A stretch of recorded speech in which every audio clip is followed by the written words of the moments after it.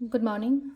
Ngasigi card ki messaging minner se ko ngasi se akhoi ningdokabasu oire aduga tang amasu oire ko tang amagi tawba yaba aina ngarang hapkibane adudo haiped yengbiro hadi ngasi se akhoi sum tawthokpa yaba haragadi ahoba haitare ko first day of the month habado oibanena hadi first day of the month sida akhoi amuka hena haitare ko handaki laiba tha se smoothly chatnaba ko naba admaina gumba tawba yaba ritual gumba macham cha le ko adudo haipetang yengbiro ngarang ge na tawgiba repost video da haitare ko ado aduduma keno toro yengbiro ado Monday oibanina Monday se akhoi keno haitare ko Monday so oire aduga tang ama so oire ko cinnamon powder gumba khubakta hapaga haidi blue gumba tawsanbe kamjin biba haitare ko agi dukan lomda oiba adumai toro ko aduga amana amuk leina ko haidi ningdokaba chak thongba gumba da haitare ko akhoi keno angobu machugi pot ama haragadi chini or sangom gumba adumai na happy be ko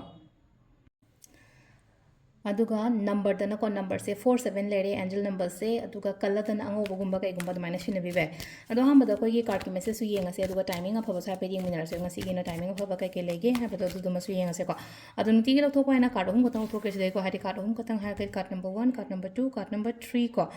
ahamba card se da leire ani shuba card se da leire aduga ahum suba card se leire ko ahamba lak pangai se leise ko first card khan bangai haji haji hadi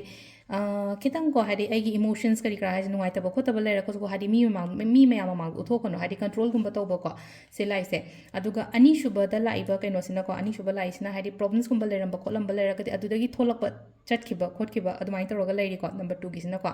aduga number 3 sina silain ko hadi kainoma haitare ko anoba opportunities kumba lakpa matamda ko haitare khangano dum hadu do loction biba haitare ko hadi aina khallaga leiriba pot oiro natraga aina tawge haina khaliba thabasingse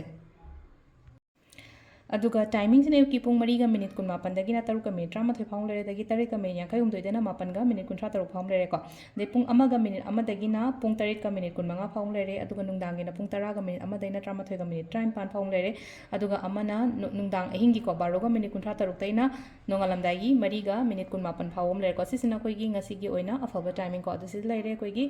daily card message ko thank you